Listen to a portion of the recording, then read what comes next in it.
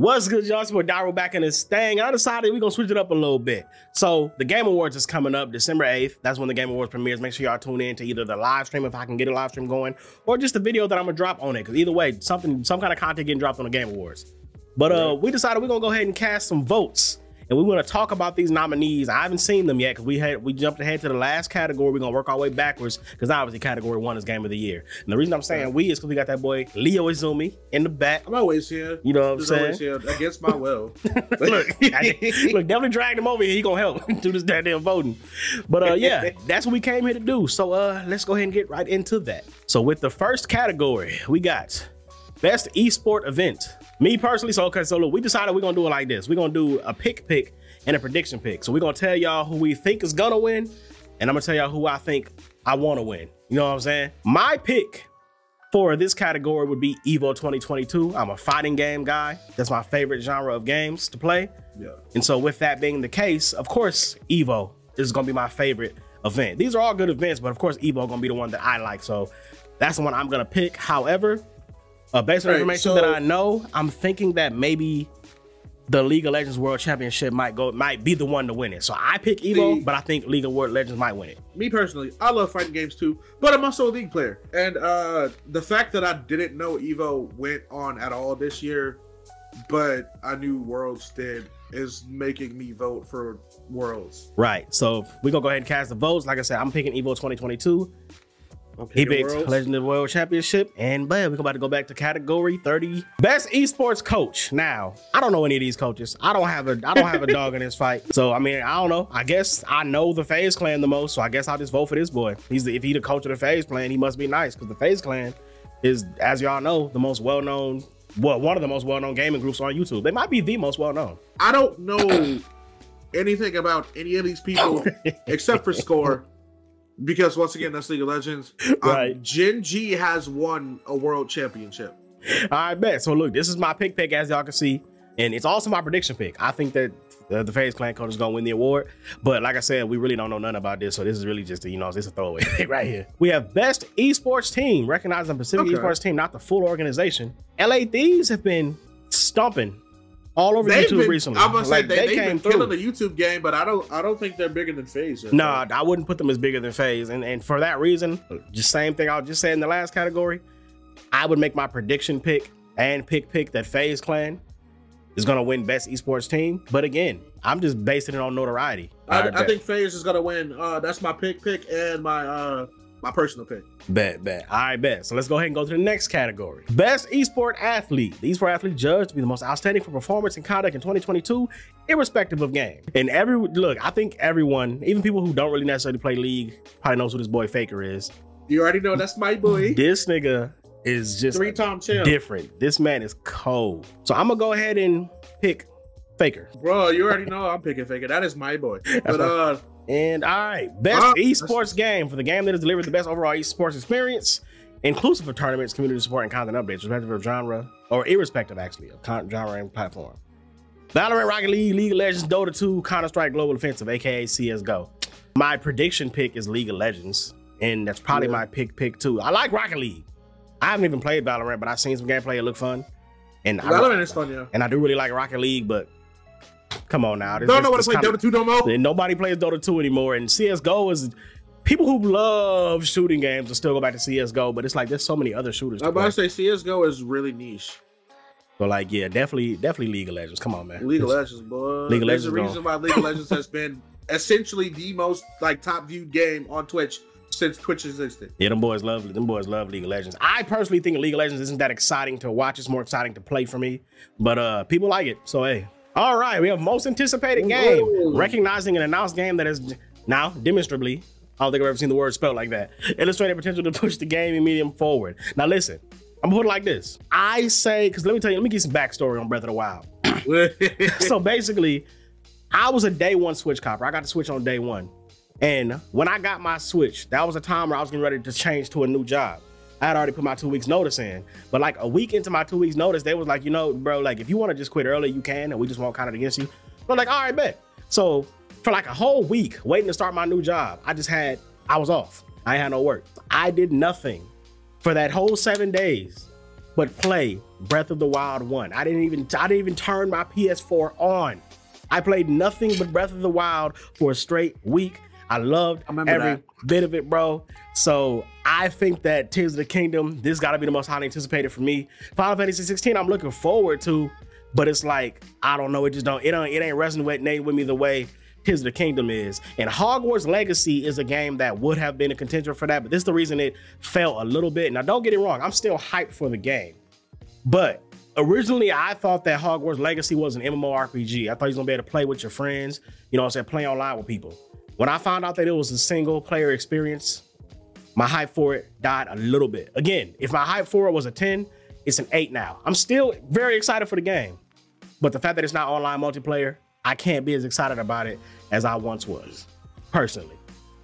So with that being said, I personally am going to go ahead and choose Legend of Zelda, Tears of the Kingdom for my pick, but for my prediction pick, I think Final Fantasy 15 gonna take it. I think Final Fantasy 15 is gonna take it. I am a massive Harry Potter fan, and by that I mean, like, I'm not like obsessive about it, but like generally, like whenever I'm at work and I can't listen to music, I just kind of play the Harry Potter audiobooks because those are like the best ones. There's nothing else that's like really good, right? But I love Harry Potter, and the fact that Hogwarts Legacy is like, you can make your own character. Facts. They actually put black hairstyles that are good. Those hairstyles look good, man. And then on top of that, it's essentially Bully but with magic. Bro, like there's I don't think there's anything that I could have imagined that make this game even better, except for it being multiplayer. Yes. But I knew from the moment that this was coming out that it wasn't gonna be multiplayer. I felt it. I felt that it was in my spirit. Man, in my legs. I was so hurt when I found out. Damn. Hogwarts Legacy, I am the most excited for this out of every game on this list. Okay. Second place is very much tied between Zelda and Final Fantasy. But yeah, so that's my pick. I think RE4 is going to win, but I'm picking Hogwarts Legacy. Best adaptation. Okay, so I'm going to go ahead and say I've seen none of these. I had every intention on watching the Cuphead show. I'm supposed to have already seen the Sonic the Hedgehog 2 movie, but I just haven't yet. I don't know. Sonic is my favorite fictional character though in video games. So I'm gonna just pick that because the first movie was good. Arcane is damn near the closest thing to like perfect from like being an adaptation of a video game that I've ever seen. Okay, so basically his pick and prediction pick is going to be Arcane League of Legends. 100%. And based on what him just saying that, my prediction pick also Arcane League of Legends, because I ain't know nothing. Now I know a little something. We're gonna say that. Best debut indie. Ooh. Categories like this are difficult because they're so different. Like they're completely different type of games. I'm gonna say they're vastly different. They're like, it's like different genres. Yeah. Like it's very, very hard to pit them against each other because they're so different. First of all, I don't know what the hell Norco is, so we can get that up out of here. I've never even heard of that. Zombie Survivors is actually lit though. If that's some of y'all favorite game out there, I mean to disrespect you, but I've never heard of Norco. Vampire Survivors is good. I actually do have that game. I would say Stray, but I think Neon White is gonna win. So there we go. Stray is my pick. Neon White is my prediction on which one is going to win the category. I 100% agree with that. Content creator of the year for a streamer or content creator who has made an important and positive impact on the communities in 2022 or in 2022. And the only other person that I know anything about is like Cutie Cinderella.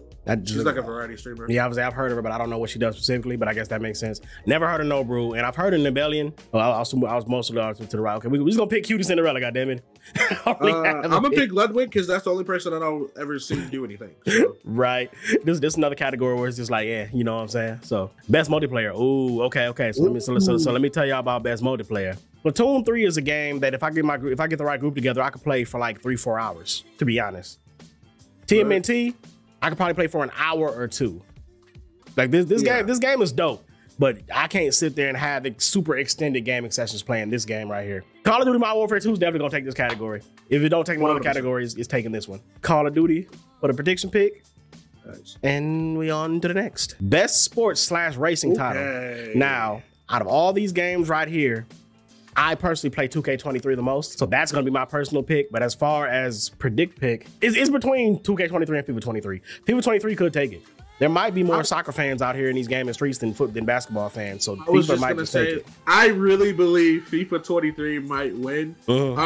Because it's just one of those things where it's like, 2K is more popular to us because we live in the US. Like, I think FIFA's gonna win, but personally, I like 2K better because all my niggas play 2K. Just about to give a damn about F1 2022. Yep. All right, I'm gonna go ahead and cast my vote for 2K, but I do think FIFA 23 is gonna take the category. Best sim/strategy games. Now, when it comes to this right here, okay, I'm gonna be honest, I haven't played Victoria 3. I don't even know what that is. I have no idea. I've seen a little 2-point canvas. It looked fun, but in Total War Warhammer 3, I've seen a little bit of that too. But I don't think either one of those games are beating Mario plus Rabbids Sparks of Hope. Nothing is. The Mario plus Rabbids as a game, like the first one came out of left field. Everybody was like, "Oh no, this is gonna be," but no, that game is ridiculously good. It's actually they just made it better. And I was gonna say, I haven't played Sparks of Hope yet, but I do want to play it. And that I didn't think I was gonna be ever saying that. So facts. Mario plus Rabbids is both of my picks. Both of your picks again, mine too. Pretty easy. You don't put Mario in a category up against nothing else and think it ain't gonna take it. Come on, it's Mario. Right. We talking about right here. Best family. So I'm gonna pick Kirby from a pick, and yep. I'm gonna keep it from my prediction pick. I'm gonna say my prediction pick, I might give it to Mario because Mario might take it though. and people don't think of it like that. You're right. Oh, you're Mario. right. You're right. They're not gonna view it from the perspective as us. So yep, you know what? Let me change my mind. That's Mario Rabbids Sparks of Hope. It's gonna win the category, even though I don't think it should, but it's gonna take it. Best fighting. All right. Now, first of all, Sifu's not a fighting game in the traditional sense. Yeah, I don't know I'm why that's there. this altogether. Seafood is a fire game. And that's I hope Sifu's nominated for a different category because Sifu needs to win something. That game was amazing, but it's not a fighting game. You fight in it, yeah, but it's a brawler, if anything. Yeah. I really wanted Seafood to be multiplayer. Right. So for multiplayer, Seafood would be. So hey, look, who knows? Maybe I'll make a sequel. It'll be multiplayer. Also, multiverses, get out of here. Right. So we basically is between Kingdom Hearts 15. JoJo's Bizarre Adventure. I ain't gonna lie. No, get this out of here too. No, get this out of here too.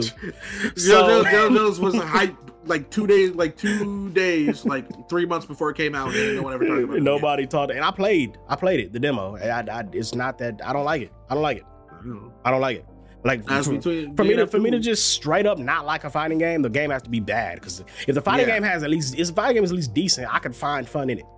But this game is not fun. So it's between King of Fighters 15 and DNF Duel. And personally, I like DNF Duel better. I have seen a lot of King of Fighters 15 gameplay, and it looks really good, especially for when the pros play it. They've been playing King of Fighters for years. Man. But DNF Duel is just more anime, more flashy than King of Fighters 15. So I like it better. So I'm gonna pick DNF Duel. DNF Duel is very fun. It just sucks when your favorite character ain't got no range. Hey, look, he be picking. That's his fault. This baby, pick better characters. Goddamn. She fun to play once you get up in there. You just gotta get up in there. Look, I definitely like the fighter's play style, but yeah, she ain't got no. When you pick a character with no projectiles, but yeah. So I'm picking DNF Duel for my personal pick. I ain't gonna lie, King of Fighters 15 probably could take the category though, as a prediction because it's more known. Like it's still King of Fighters at the end of the day. We're gonna pick good DNF Duel and predict King of Fighters 15 to win it just because it has a more solid fan base. Well, this category is no brainer. Yeah, best RPG. Come on, man. Now listen, I'm gonna let y'all have Xenoblade Chronicles 3. Heard it was amazing. Pokemon Legends Arceus. It's good. It's not as good as people thought it was gonna be, but it's good. Yeah. But come on, man. It's not Elden Ring. I know this is a Game of the Year nominee. I don't have to look at the category to know that. It's not fair by being here. Elden Ring. Yeah, I was gonna say it's not fair at all. But yes, it's Elden Ring. It's Elden Ring, bro. Come on, man. Best action / adventure. Okay. Well, actually, Ragnarok there. Oh, so Ragnarok's gonna be Game of the Year. This is definitely another Game of the Year contender. So it's not fair by being here. But I mean, Horizon is probably there too. Yeah, Horizon is way good. Yeah, Horizon Forbidden West. That's three games almost guaranteed right there. Hunter King, just subscribe. Hey, Hunter King, you in the video. Right. All right, God of War Ragnarok is definitely taking this category. That's my pick and my prediction pick. Horizon Forbidden West, dope game. But I just don't think it's beating Ragnarok. Best action game. Okay. I want Sifu to win this category. This is the category I wish Sifu will win. I wish for Sifu to win. I know Call of Duty's here, but I feel like it's misplaced. I don't feel like it should be, because if we're going off, well, technically, because look at the category, look at for the best game in action genre focused primarily on combat. Technically, gunplay is combat, but if that qualifies as combat, then there's so many other games that could fit into an action game genre that aren't even necessarily action games just because they have combat in it. Like I don't count a shooter as an action game. It's a shooter. I'm picking Sifu for my pick and for my prediction pick. I think that people will think the same as me and they won't pick Call of Duty for this category. So I feel like so my pick is gonna be Sifu. Sifu is amazing. I very much love that game. I platinum Sifu. I love it. But I think the popular pick is gonna be Bayo. First off, that's what I was thinking, man. And second off, it's platinum.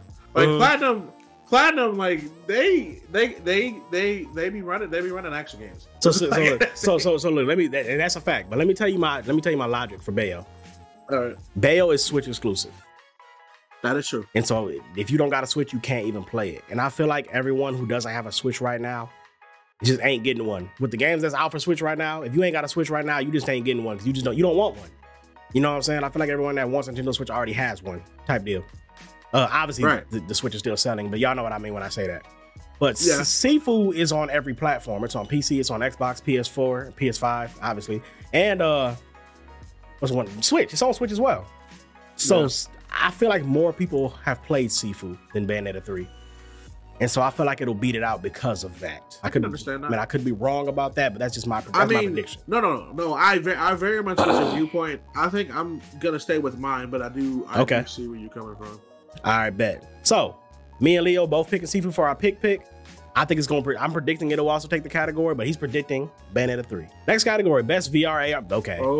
I mean, I don't have VR or AR, but I mean Among Us VR, I guess, because I played the hell out of Among Us. Like regular Among Us. Also, I've literally never heard of any of these. I never heard of any of these other games, so this is just a default pick. Among Us VR. Yeah, Among Us. That's just it. Well, I guess just moving on. All right, moving on. Innovation in accessibility, recognizing software and hardware that pushes the medium forward by adding features, technology, and content to help games be played and enjoyed by even wider audience. So this is basically for people who like have a hard time playing games due to whatever like disability or whatever that they might have. Yeah. When you really look at Last of Us in their accessibility settings, bro, like you can customize this game to the T. Like you can customize how aggressive enemies are, how often loot spawns. You can customize dodge windows, make them longer, you can turn taps into press. Like, bro, you can completely customize Last of Us, bro. Like to the point to where I think that this has to take the category. Like, I don't know of a game on this list that you can. Ragnarok has a lot of good accessibility options too. I was playing around with those on my stream, but it's just so much accessibility in Last of Us Part 1. I don't think that any of these other games have more than that. I gotta pick Last of Us Part 1. Yeah. And that's for my pick and my prediction. Yeah, I agree with that. Best community support. Okay, this is a good one. This is really also a good one. Now listen, I'm gonna give y'all my opinion on this now. No Man's Sky, get out of here. I know there's people that still play it. There's like 3 of y'all that still play No Man's Sky. Even though I heard the game got really good, but who still plays No Man's Sky? Let's be real. Yeah, they just took way too long for them to implement multiplayer. Exactly. Destiny 2 is still a really good game, but it's also just kind of old. It's between Final Fantasy 14, Fortnite, and Apex for me. And I personally think I kind of want to pick Apex. Now let me explain these 3 games right here, bro. Apex was supposed to be the Fortnite killer. We thought it was going to kill Fortnite when it first came out. But we live in a world where Fortnite and Apex can coexist. You know what I'm saying? They're both good enough to where sometimes even after we play Fortnite, me and the homies will play Fortnite, and then we'll get off Fortnite and then play Apex right after. So you know what I'm saying? These games can coexist. I personally like Apex better than Fortnite. That is me 100%. But if I'm going to make my prediction pick, you cannot deny Fortnite is Fortnite, bro. As far as prediction pick goes, which one's gonna win the category? It's freaking Fortnite. So it's like, it's kind of a no-brainer. But at the same time, Final Fantasy 14 is literally the most popular MMO, like to date. I don't know if y'all know this, but it overtook World of Warcraft recently for that stat. Yep. So we got the most popular MMO RPG in existence versus the most popular Battle Royale. But I feel like MMORPGs are more niche than Battle Royales are. So my prediction is that Fortnite takes this category. Although personally, I like Apex Legends better than Fortnite. I have different thoughts on this, specifically because of the category. I feel like when it comes to like transparency and responsiveness, like literally like the game, like creators talking to the players of the game. As a whole, I feel like Square Enix with Final Fantasy 14 has done the absolute most for their game. not necessarily for like popularity, but for the game's health in and of itself. I feel like personally, I want to give it to Final Fantasy 14. Okay. And then my popular pick to Fortnite, because Fortnite literally is putting every anime in that game. Right. Okay, that makes sense. And Final Fantasy 14 is free now up to a certain point. So hey, if you ain't played it yet, get it. It's free up until I think Heaven's Sword, which is after the first DLC. But okay, so that's our picks. I got Apex Legends already locked in as my pick, but I think Fortnite gonna take the category. Leo got Final Fantasy 14 locked in as his pick, but he also thinks Fortnite gonna take the category. Best mobile game. Okay. Best mobile. So I know Marvel Snap is making its rounds right now. People are saying it's pretty good, but I don't think it'll beat out Genshin or Tower of Fantasy. Yeah, no. Like Marvel Snap is doing its thing, but it's nowhere near as popular as Genshin or Tower of Fantasy. Exactly. And then Diablo Immortal had too many problems. Like not even problems with the game. It's stuff around the game causing issues, goddammit. Like Diablo Immortal was such a good concept, and they just ruined it trying to get money. Ruined it. And I don't know how much of a downgrade Apex Legends Mobile is compared to the real experience, but I imagine it's still pretty good. First of all, except for my pick, I personally like Tower Fantasy better. I know the homie Leo like Genshin better. Yep. But so that tells you what our pick is gonna be right there. But if I had to predict which one is gonna take the category, it's probably gonna be Genshin. I would still say Genshin. Yeah, I feel like it's going to be Genshin. I think there's far more people that play Genshin mobilely than Tower of Fantasy. Yeah, that's a fact. I picked Tower of Fantasy, he picks Genshin, but we both predict Genshin gonna take the category anyway. All right, we have the best indie category. Now, okay. They ugly for that. Put it like this, Cult of the Lamb is a really good game. So is Neon White. All of these games are really good. Yes. But if I had to do which one I enjoyed the most, it's still Sifu. That is facts. I was gonna say, I think Sifu probably is the most played out of all of these. Sifu is like the Elden Ring of indies. Pretty much. Everybody played that game. Everybody played it. Then the reason people don't play it no more is because it's a linear experience. You beat the game and you ain't got nothing to do after that. Yeah, it's like you get both endings. That's it. This is a pretty easy one right here. Sifu, for my pick and my prediction pick is what I'm thinking. Yeah, I would agree with that. Best ongoing. I mean, again, prediction pick, Fortnite. Fortnite has evolved to the point to where I stopped playing it when everyone else stopped playing it, and I came back because it was so much different. Like the fact that Fortnite was able to get me back, I literally was like, okay, I ain't playing Fortnite no more. Fortnite was hype, you know what I'm saying? It was good in its heyday, but I'm done. Like I ain't got no reason to play it no more. The fact that I came back and I play it again now, that speaks volumes for me. So I would say Fortnite in this category. Definitely for my pick. No build mode did wonders for it. Love no build mode. And before y'all say that, before y'all try to call me trash, first of all, second of all, I'm not trying to spend 2 PhDs worth of time learning how to build. Bro, y'all be building so fast nowadays. I just want to shoot. That's all I want to do. So I play no build mode personally. But as far as ongoing, I'm gonna pick Fortnite for my pick and my prediction pick. I think it'll win it, and I think it should win. It's Fortnite. I feel like I'm probably gonna give it to Final Fantasy. I do think Fortnite's gonna win though. Oh, we winding down. We're on to the last 8 games for impact. Oh my goodness, we got this category right here. Don't know. I don't know not a damn one of these. Dusk Falls is the only one I know of, and that game didn't even look like it was gonna be that good. This is another throwaway category, games for impact. I know we could just not vote, but I kind of want to just vote for every category, so that's what we do. No, I'm definitely gonna vote. I like foxes. So yeah, we like foxes. Endling Extinction is forever. That's the game we pick. Best performance. Okay, so these are like voice performances, and motion capturing too. Okay, we got the voice actor for whatever immortality is. Again, don't know what that is. We got the voice actor for Atreus, Kratos, the main character of Plague Tale, and more than likely Aloy. Christopher Judge, I guess. Yeah, that kind of yeah, ain't really nothing to talk about. It's the pick and the prediction. Christopher Judge. Best audio design. I ain't gonna lie, I don't really too much pay attention to audio design that much in games, but sound design, I mean, I guess you would have to give it to Call of Duty Modern Warfare 2 because it kind of has to be. Like when I'm not playing with you guys, I just use like these little plug-in headphones because I have my actual headphones, like playing music or whatever. Right. And only one of those ears work, but I can still tell where enemies are in Call of Duty, like 3D sound with one headphone. And that's crazy. Yeah, that is crazy. To only be able to get that with just one ear. All right, so that's our picks for that category. On to the next. God of War Ragnarok has really good scoring music too, though. So it's really between these two for me. I mean, Xenoblade Chronicles 3. I haven't heard enough, so I don't know. I've heard quite a bit of it. It's really, really good because how grandiose and how like epic the actual boss fight musics are. I kind of want to give it to Elden Ring. And that's what I was thinking too. Okay, so by that, I'm gonna go ahead and pick Elden Ring for my pick. Nice. And my prediction pick, probably Elden Ring again. Yeah, I'm gonna definitely do that one. Best art direction. Art direction. Okay, so this has to be pretty much between God of War Ragnarok and Horizon Forbidden West. Yeah. Scoring is just, I don't know if you've seen Scoring before, but I mean, it has an interesting art direction. It's like a horror. I can show you what it looked like. It has an interesting art direction, but I mean, I don't think it would win best art direction. Some people might be straight up turned off by the way this game looked. Yeah, that is understandable. And Stray looked cool. Like Stray was a good looking game, but it ain't like it ain't blowing the doors off anywhere. And Elden Ring also is a graphically good game, but it just looks like any other Souls game. It looks like Dark Souls 3. Yeah, I was gonna say it's definitely. I feel like the best thing that they did for it was that they just made it brighter. Like it wasn't just gray like Dark Souls 3. Yeah, Dark Souls 3 was lacking color in a lot of places.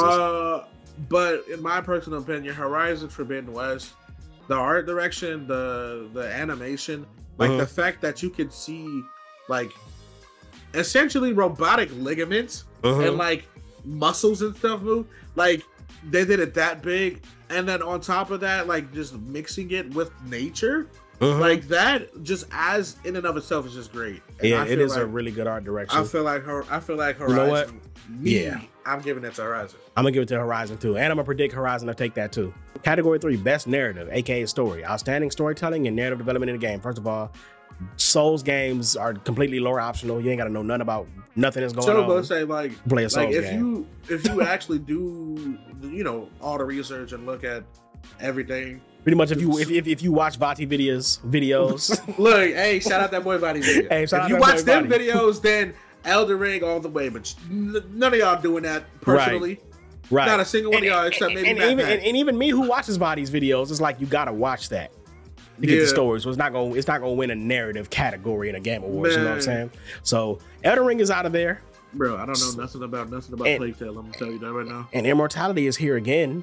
And I still don't know nothing about this damn game. I'm personally gonna go ahead and pick Ragnarok. I think, even though Horizon Forbidden West got a good story too, I like the coming of age plus learning yourself story that Ragnarok provides with Kratos and Atreus. Yeah. And then Leo? I think I might go with Ragnarok too. Go Ragnarok? Okay.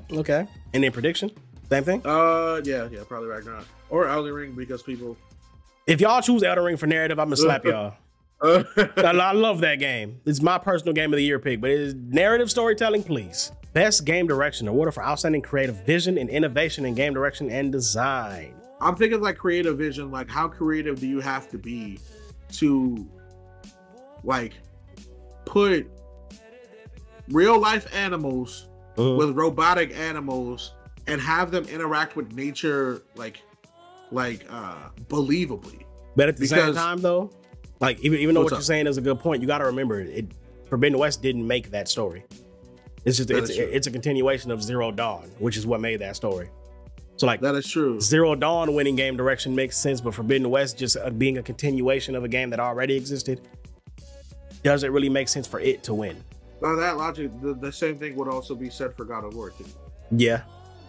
It's pretty much it's just more God of War 2018. Yeah, I was gonna say like I don't think there's actually like physically obviously you're gonna get different moves or whatever, but I don't think there's like physically a difference between the two games. Right. Aside from the fact that it's like slightly more polished. Yeah, I can tell you, just coming fresh off of playing God of War 2018 and stepping into Ragnarok, it don't feel different. It feels the same thing, which isn't a bad thing. But I'm personally leaning more towards Forbidden West because Elden Ring, as good as Elden Ring was, is just more Dark Souls. No, see, but it's the thing though. I think making an open world Souls game and doing it successfully like Elden Ring did kind of makes me want to pick it for this category.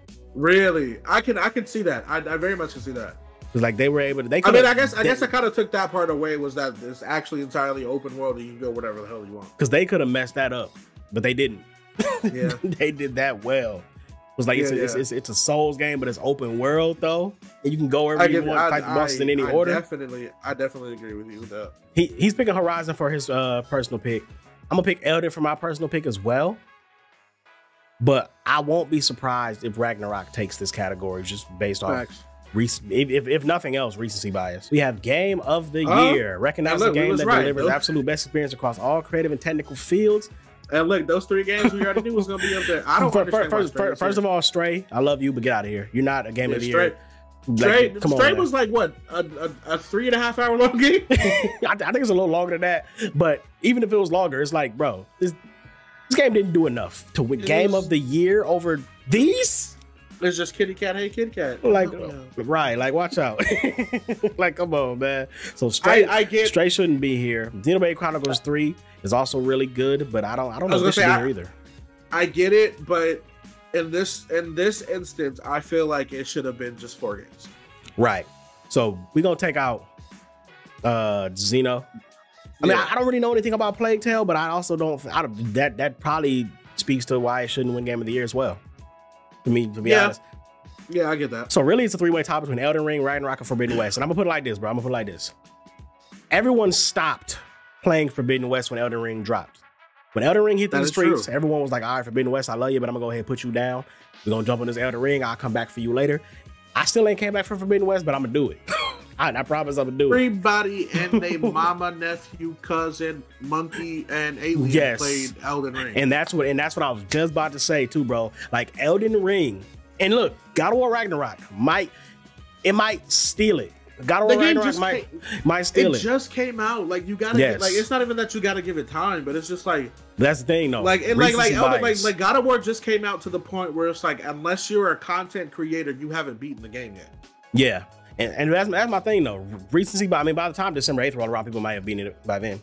Well, yeah. But still, even if it's nothing but pure recency bias, people have already been saying, "Oh, get Ragnarok is Game of the Year." I've been seeing that all over the internet. But I'm like, yo, have y'all forgotten that literally everybody on the planet, even people who don't play Souls games, was playing Elden Ring? And did y'all forget that?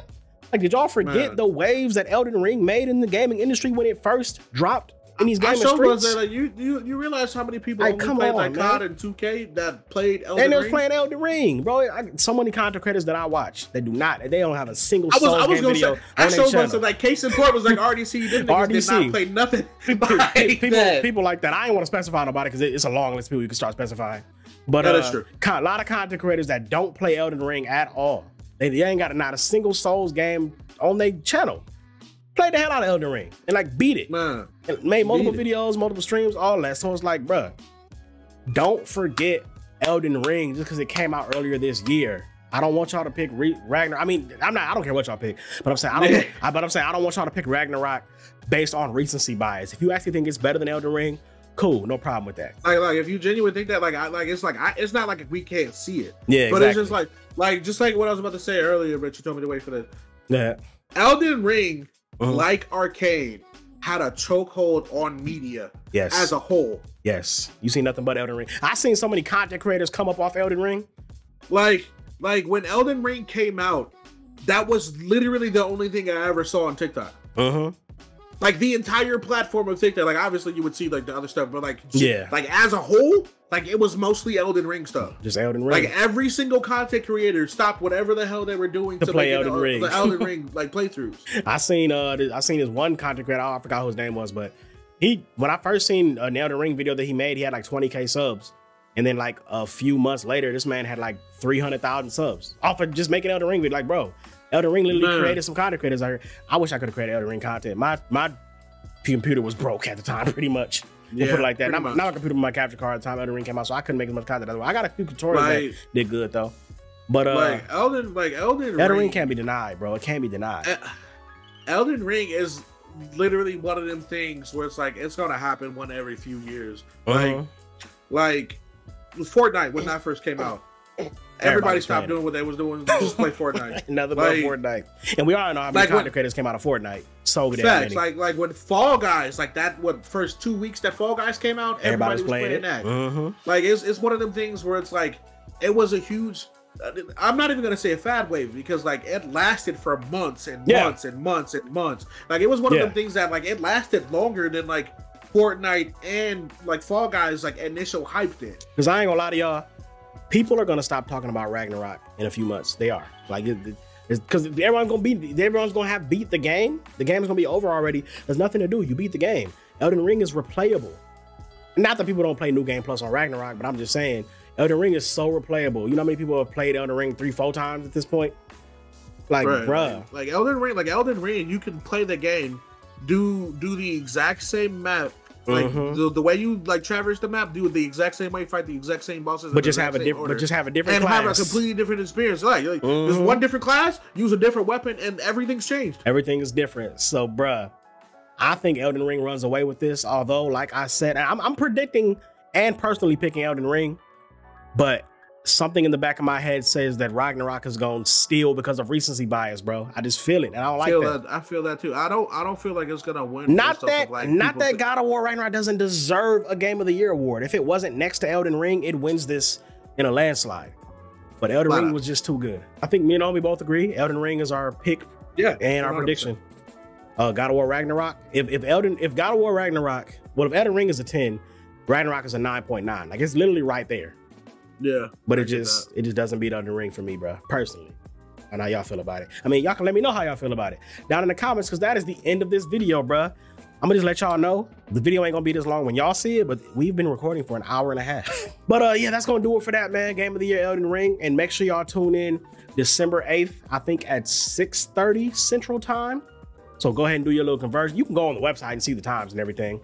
But yeah, make sure y'all tune in, because if I can live stream that day, I am going to be streaming the entire Game Awards. Because y'all know in the Game Awards, it ain't just about the awards. They be dropping brand new world premiere trailers and stuff, new gameplays, all that good stuff. That's what people tune into the Game Awards. I don't really care too much about who wins the awards. I just want to see the new trailers.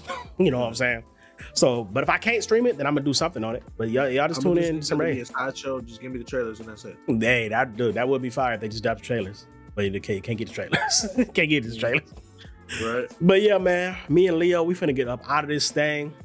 Facts. Make sure y'all tune in for the next piece of content, whatever it is. And till next time, me and Leo, we up out of this thing. This your boy Dairu. I'm signing out. This is Leo saying peace. Hey.